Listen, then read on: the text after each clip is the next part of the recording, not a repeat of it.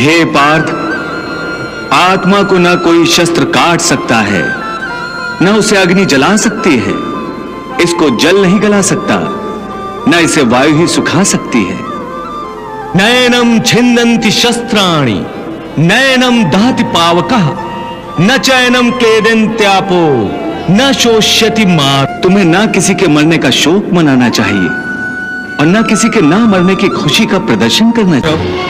मैं कौरवों की सेना का अवलोकन करना चाहता हूं। मेरा रथ दोनों सेनाओं के मध्य में ले चलो। तो तुम देखना चाहते हो कि दुर्योधन को विजयी बनाने के लिए कौन कौन योद्धा सम्मिलित हुए हैं और तुम्हें किस किस से युद्ध करना होगा? हाँ केशव, मैं यही देखना चाहता हूं। चलो, मेरा रथ दोनों सेनाओं के मध्य में ले चलो।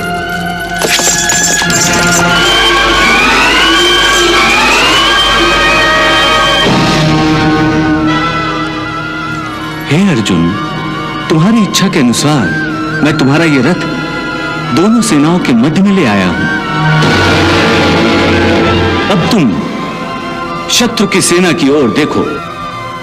सेना के अग्र में खड़े हैं पितामह भीष्म, पांडवों के और तुम्हारे सबसे बड़े शत्रु। पितामह और हमारे सबसे बड़े शत्रु।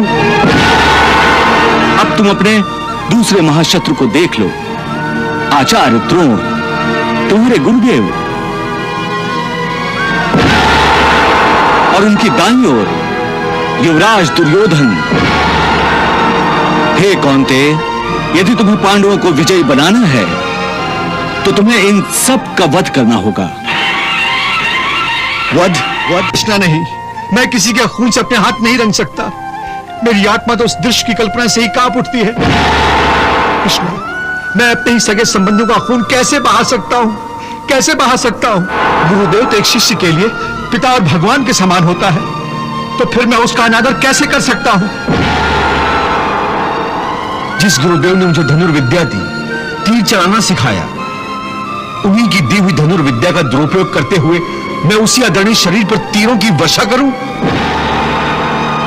उन्हीं के सीने को छलनी करूं?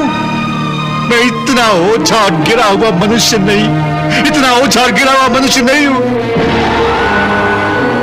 और पितामह, वो तो आदरणीय ही नहीं, पूजनीय भी है। इतने पूजनीय कि जिनके आगे मैं नजर नहीं उठा सकता हूं, उनके विरुद्ध हथियार कैसे उठा सकता हूं? कृष्णा, जब मेरे पैरों ने चलना भी नहीं सीखा था, तब पितामह ही ने मुझे मेरा हाथ थामकर जीवन पथ पर एक एक कदम चलना सिखाया था।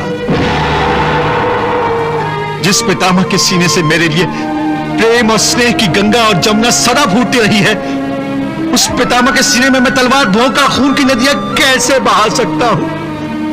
मैं कोई दैत्य नहीं हूं जो मैं मेरे आत्मा के ही रक्त से स्नान करूं। यह मुझसे कदापि नहीं हो सकता, कदापि नहीं। वाह अर्जुन वाह, लगता है उर्वशी के श्राप का प्रभाव तुम पर अब भी शेष है। तुम अब भी नपुंसक की भांति बोल रहे हो। तुम युद्ध भूमि के बीच खड़े होकर जो भाषा बोल रहे हो, वो किसी योद्धा की भाषा नहीं। आज जिन्हें अपना कहते कहते तुम्हारी जिह्वा थकी नहीं, जिनके लिए तुम्हारे मन में प्रेम, स्नेह और आदर की गंगा बह रही है, याद रखो, ये वही लोग हैं जो 13 वर्षों पहले द्यूत सभा में तुम्हारी पत्नी द्रौपदी के निवृत्त होने का तमाशा चुपचाप देखते रहे थे। किसी ने जिह्वा तक भी नहीं हिलाई थी। इनमें से किसी एक ने भी उसकी रक्षा के लिए उस समय हाथ नहीं उठाए थे, और वही हाथ आज तुम्हारी हत्या के लिए उठे हुए हैं। सबके हाथों में तुम्हारे और पांडवों के वध के लिए आज तीर और तलवारें तड़प रही हैं।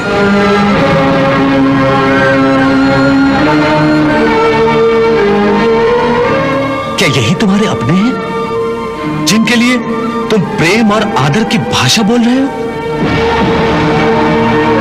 हे अर्जुन, तुम इस समय कोई लगन मंडप में नहीं हो, बल्कि युद्ध भूमि पर खड़े हो।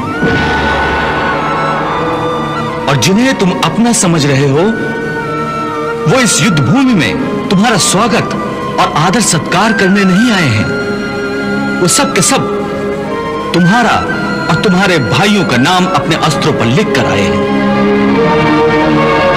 देखो उनकी ओर, इनकी आंखों में तुम पांडवों की मृत्यु का नृत्य देखने की तृष्णा तड़प रही है। और ये तड़प, ये प्यास केवल तुम पांडवों के रक्त से ही बुझेगी। देखो उनके तेवर,